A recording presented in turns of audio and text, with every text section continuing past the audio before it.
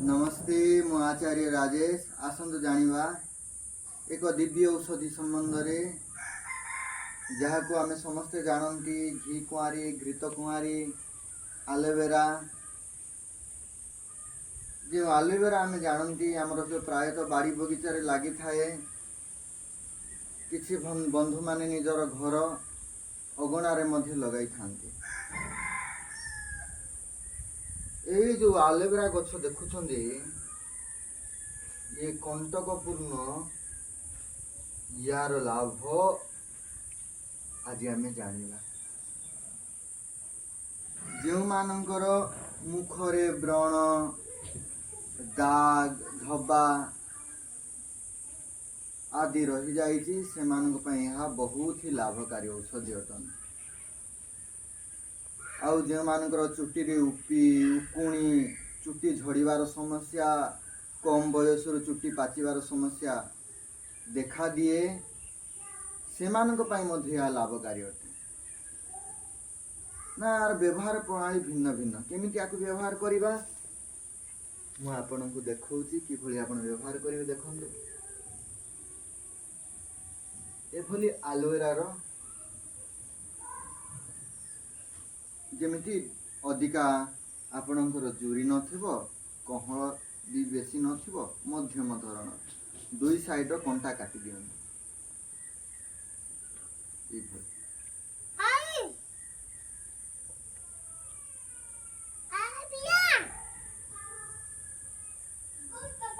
काटी दियंतु। याको आपण प्रथम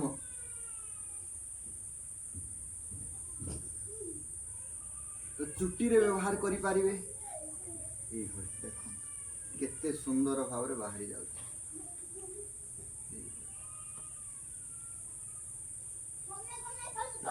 यार जो मंजर रहिला आपण माने यार मंजर प्रयोग करि पारे। जे मानकर त्वचा को सुंदर करिवार अछि तो आजिकली ना लोक माने केते कोन जो फैशन नारे निजर सुंदर त्वचा करवा ना रे टंका खर्च करनी ये एलोवेरा जेल आपण प्रयोग कर विशेष लाभ आपण मान प्राप्त व्यवहार कर।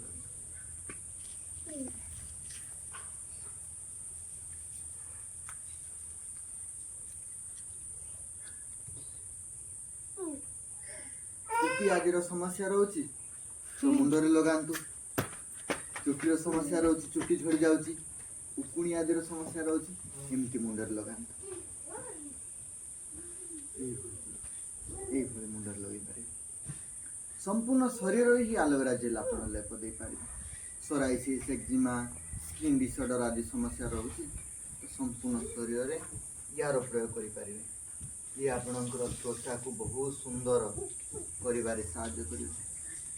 केवल त्वचा ही सौंदर्य करे ताहा नुहे यह आपणकर पेटर समस्त रोग को निवारण करिबारे साहाय्य करिबे। ना याकू कोन करिबे ना प्रातः काल एई भली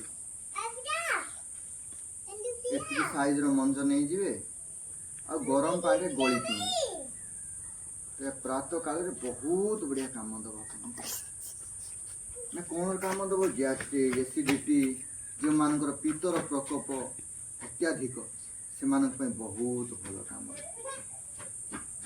उष्ण पानी आमे ताकू एमती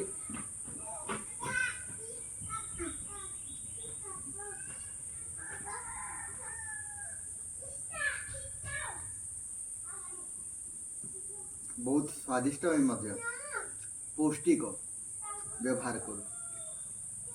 अर्थराइटिस जॉइंट पेन जो मानक रोची से माने उष्ण पानी प्रयोग करंतो। आउ जो मानकर पित्त प्रकोप अधिका रोची शरीर सबले गरम रोची पेट सबले गरम रोची मुंड सबले गरम रोची से माने ठंडा पानी रो प्रयोग करंतो। देखिबे आपणकर उदर जनित समस्त समस्या रे ए एलोवेरा ए घृत कुमारी बहुत ही बहुत लाभकारी सिद्ध हो। नमस्ते।